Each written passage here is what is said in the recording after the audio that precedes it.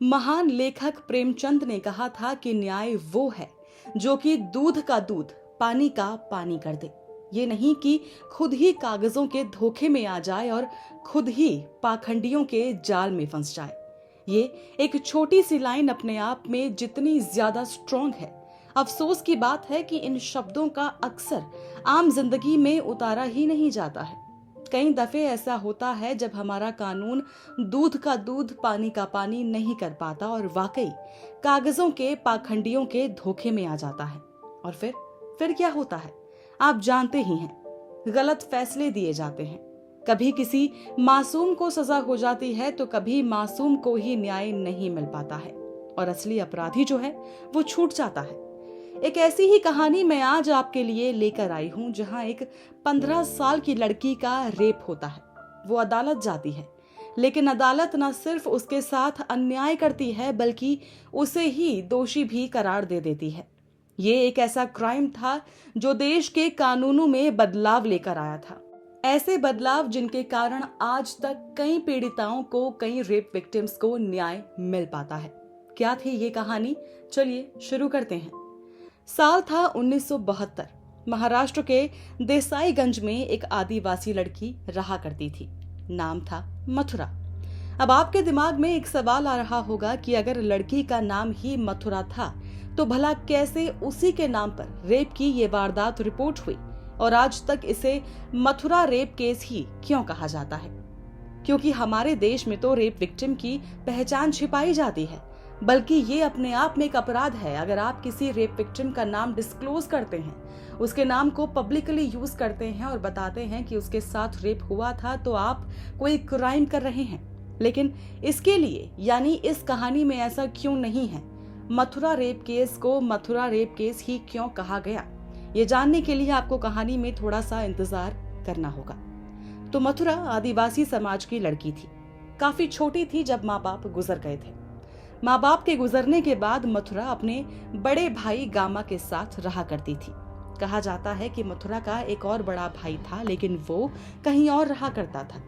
तो पेट पालने के लिए मथुरा बहुत ही छोटे छोटे काम किया करती थी।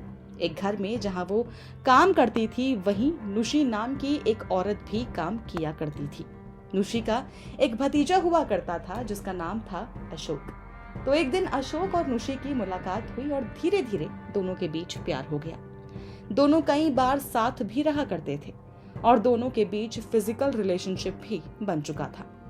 अब आम समाज में इसे गलत नजर से देखा जाता है, जैसे शादी के बिना और शादी से पहले इस तरह सेक्स करना। लेकिन ट्राइबल यानी आदिवासी समाज में उस वक्त पर यह सब कुछ आम हुआ करता था, नॉर्मल हुआ करता था। हालांकि कुछ लोगों को तब भी इससे दिक्कत थी, लेकिन कभी किसी ने खुलकर कुछ नहीं कहा। मथुरा और अशोक ने यह तय किया था कि कुछ टाइम बाद दोनों शादी भी कर लेंगे और नुशी तो मथुरा को अपनी बहू भी मानने ही लगी थी। तो जिंदगी में पहली बार मथुरा के पास सब कुछ था। हालांकि मथुरा ने इस रिश्ते को अपने भाइयों से छिपाकर रखा हुआ था। वो नहीं चाहती थी कि शादी से पहले ऐसा कुछ भी उन्हें पता चले, लेकिन किस्मत को कुछ और ही मंजूर था।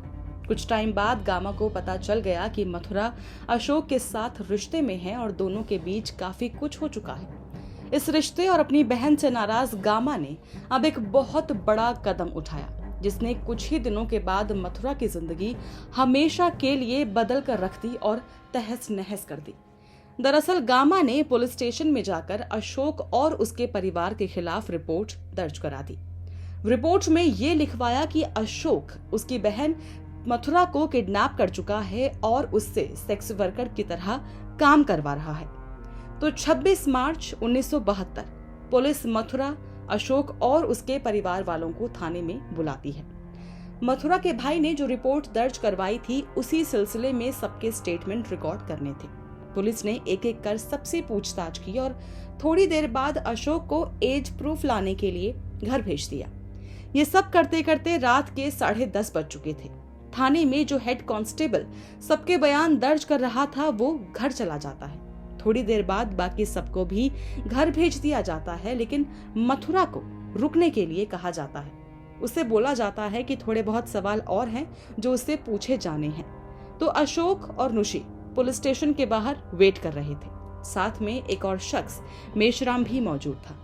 तीनों देख पा रहे थे कि अंदर एक कुर्सी में मथुरा बैठी है और अचानक गणपत नाम का एक कांस्टेबल मथुरा के कंधे पर हाथ रखता है और अचानक पुलिस स्टेशन के उस कमरे की लाइट बंद हो जाती है। मेश्राम जैसे ही ये देखता है तुरंत थाने के अंदर जाता है। हर तरफ सिर्फ और सिर्फ अंधेरा होता है और वो समझ नहीं पाता कि आखिर ये क्या हो रहा है। उसे कहीं भी मथुरा नहीं दिखाई दे रही होती है। पूरे पुलिस स्टेशन में अंधेरा ही अंधेरा होता है। वो कई बार मथुरा का नाम लेता है, चिल्लाकर आवाज देता है और कहता है कि मथुरा कोई तो आवाज दे, कोई तो आवाज निकाले ताकि वो उसे ढूंढ सके, लेकिन ऐसा नहीं होता है। मथुरा बिल्कुल चुप होती है। मेश्राम बाहर आ जाता है और थोड़ी ही देर बाद मथुरा बाहर निकलती है। उसके बाल फैले हुए होते हैं और साड़ी फटी हुई होती है। रोती बिलखती बाहर आई मथुरा मेश्राम को बताती है कि उसके साथ उन 2 कांस्टेबल ने दरिंदगी की है। यहीं से शुरू होती है अब उस मथुरा की कहानी जिसे कानून पर भरोसा था कि उसे न्याय मिलेगा और उसके आरोपियों को सजा, लेकिन ना तो कानून को उस पर भरोसा हुआ और उस न्याय का क्या हुआ ये तो आपको आगे पता चल ही जाएगा। मेश्राम ने सबसे पहले मथुरा से पूछा कि उसने कोई आवाज क्यों नहीं निकाली, कुछ भी क्यों नहीं कहा। तो मथुरा ने बताया कि उन दोनों कांस्टेबल ने उसे धमकी दी थी कि अगर उसने आवाज निकाली तो वो उसे मार डालेंगे या फिर उसके परिवार को जेल में डाल देंगे। तो पहले माँ बाप की मौत, फिर गरीबी की मार और अब इस वारदात ने मथुरा को पूरी तरह से तोड़ दिया था, लेकिन उसने हार नहीं मानी। मेश्राम और वो मेडिकल कराने के लिए पास ही के एक हॉस्पिटल पहुंच गए, लेकिन वहां के डॉक्टर ने बताया कि वो इस तरह के मामलों में जांच करने के लिए ऑथराइज्ड नहीं है।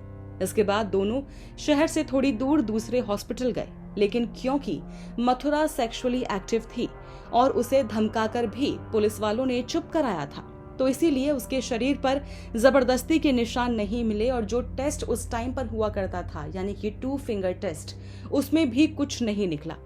हालांकि मथुरा के कपड़ों पर कुछ डीएनए वगैरह मिला था। इसी बीच उसके भाइयों ने भी उससे नाता तोड़ दिया और उसे अपने घर में रखने से साफ मना कर दिया।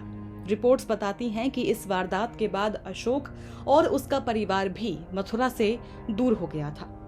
तो मेडिकल कराने के बाद अब मामला कोर्ट में पहुंचा। जिस अदालत से मथुरा को न्याय की उम्मीद थी, उसी कोर्ट में मथुरा का ही कैरेक्टर असैसिनेशन यानी चरित्र हरण कर दिया गया। उन कांस्टेबल की तरफ से पेश हुए वकील ने कोर्ट में ये थ्योरी गढ़ने की कोशिश की कि मथुरा ने अपनी मर्जी से उन पुलिस वालों के साथ सेक्स किया था। इतना ही नहीं, अशोक के साथ उसके रिश्ते को भी कोर्ट में उछाला गया। कहा गया कि मथुरा वर्जिन नहीं है और वो पहले भी कई सारे मर्दों के साथ संबंध बना चुकी है।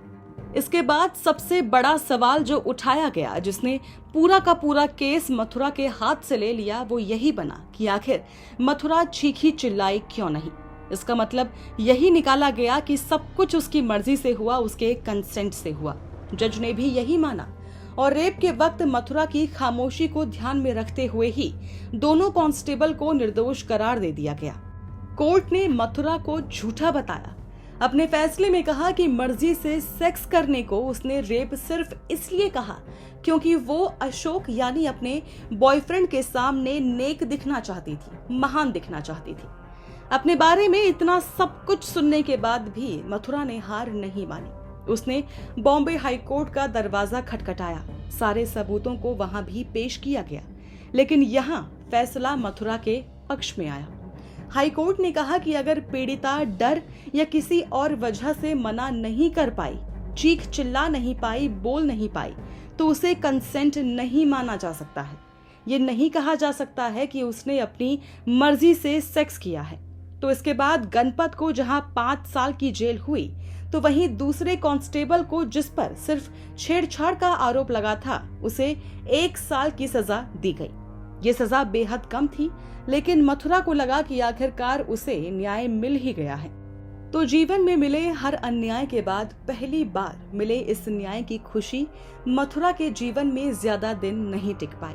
कांस्टेबल के वकील इस मामले को 1979 में सुप्रीम कोर्ट ले गए और इसके बाद जो हुआ वो और ज्यादा शॉकिंग था। दरअसल सुप्रीम कोर्ट ने दोनों आरोपियों को बरी कर दिया। कोर्ट ने अपने जजमेंट में कहा कि मथुरा ने शोर नहीं मचाया, शरीर पर चोट के निशान नहीं थे, यानी कि मथुरा ने इस रेप को रोकने की भी कोशिश नहीं की। और आखिरी पॉइंट में सुप्रीम कोर्ट ने कहा कि क्योंकि उसे सेक्स की आदत थी, वो सेक्स की हैबिचुअल थी, तो जरूर पुलिस वालों को खुद मथुरा ने ही उकसाया होगा। तो देश की सबसे बड़ी कोर्ट ने मथुरा के खिलाफ फैसला सुना दिया था। इस फैसले ने यह साबित किया कि मथुरा झूठी है और उसके साथ कोई भी गलत काम नहीं हुआ है। इसी कारण इस रेप पीड़िता का नाम ही इस केस में हमेशा लिया गया, यानी मथुरा रेप केस। तो सुप्रीम कोर्ट के इस फैसले के बाद जहां मथुरा और उसका परिवार हमेशा के लिए शांत हो गया, हमेशा के लिए गुमनामी की जिंदगी में जीने के लिए मजबूर हो गया, तो दूसरी तरफ देश भर में तहलका मच गया। दिल्ली यूनिवर्सिटी में लॉ के प्रोफेसर उपेंद्र बख्शी, रघुनाथ केलकर और लतिका सरकार ने सुप्रीम कोर्ट के नाम एक ओपन लेटर लिखा। इसमें एक लाइन लिखी गई थी कि क्या शादी से पहले सेक्स करना इतना बड़ा टैबू है कि पुलिस को नाबालिग लड़कियों का रेप करने का लाइसेंस ही मिल जाए। हालांकि ये वो दौर था जब इस तरह के लेटर्स को उतनी तवज्जो नहीं मिलती थी, तो मीडिया ने भी इस लेटर की बात नहीं की। लेकिन कुछ दिन बाद पाकिस्तान के एक बड़े अखबार ने इस लेटर को छापा और उसके बाद इंडियन मीडिया ने इस लेटर को अपने अखबारों में कवर किया, अपने चैनल्स पर कवर किया। और 1983 आते आते रेप को लेकर ही देश के कानून में कई बड़े बदलाव किए गए, कई ऐतिहासिक बदलाव किए गए। जैसे कोई भी पुलिसकर्मी, सरकारी कर्मचारी या महिला बाल संस्था या फिर हॉस्पिटल का मालिक अपनी देखरेख में किसी औरत का रेप करता है तो उसे 10 साल की सजा से लेकर उम्र कैद तक हो सकती है। अगर पीड़िता ये कहती है कि उसने यौन संबंध सेक्स के लिए मंजूरी नहीं दी थी, तो कोर्ट को इस बात का यकीन करना चाहिए कि उसके साथ जबरदस्ती की गई थी। हालांकि अगर इसके खिलाफ सबूत मौजूद हैं, फिर बात अलग है। मथुरा केस के बाद विक्टिम की पहचान, उसकी आइडेंटिटी बाहर न लाए जाने को लेकर भी कानून बनाया गया। साथ ही अगर कोई लड़की मानसिक तौर पर ठीक नहीं है, किसी कारण नशे में है, तो ऐसे में भी उसके साथ सेक्स किए जाने को रेप ही माना जाए, इसको लेकर भी कानून बनाया गया। कुल मिलाकर मथुरा को न्याय मिलने के अलावा इस केस ने कानून में हर वो बड़े बदलाव किए जिसने रेप को लेकर बने कानूनों को और सख्त कर दिया।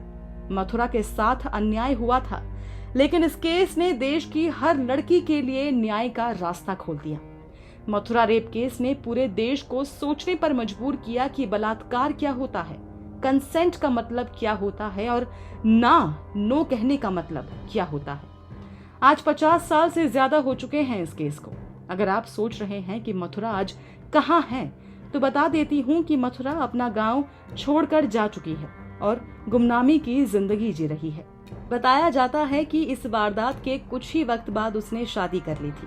बताया गया कि पति को इस केस के बारे में भी पता है, लेकिन इन सब के बावजूद भी उसने खुद मथुरा से शादी करने का फैसला किया था। आज मथुरा के 2 बेटे हैं, छोटा सा परिवार है। कुछ साल पहले एक आखिरी इंटरव्यू में मथुरा से एक सवाल किया गया था कि क्या वो आज खुश है। मथुरा ने इसके जवाब में कहा था कि सुख या दुख, इससे क्या फर्क पड़ता है। फर्क सिर्फ इससे पड़ता है कि मैं बच गई और आज मैं जिंदा हूँ। What's important is that I have survived। तो इस पूरी कहानी, इस केस को लेकर आप क्या कहेंगे? देश के कानून में इतने बड़े बदलाव लाने वाली और इस बात से पूरी तरह से अनजान मथुरा को लेकर आपका क्या कहना है? जरूर शेयर कीजिए हमसे अपने व्यूज अपने कमेंट्स के थ्रू, और सब्सक्राइब करना बिल्कुल ना भूलें हमारा चैनल डार्क टेल्स, जहां हम आपके लिए आए दिन लेकर आते हैं कुछ खास तो कुछ बेहद खौफनाक क्राइम स्टोरीज।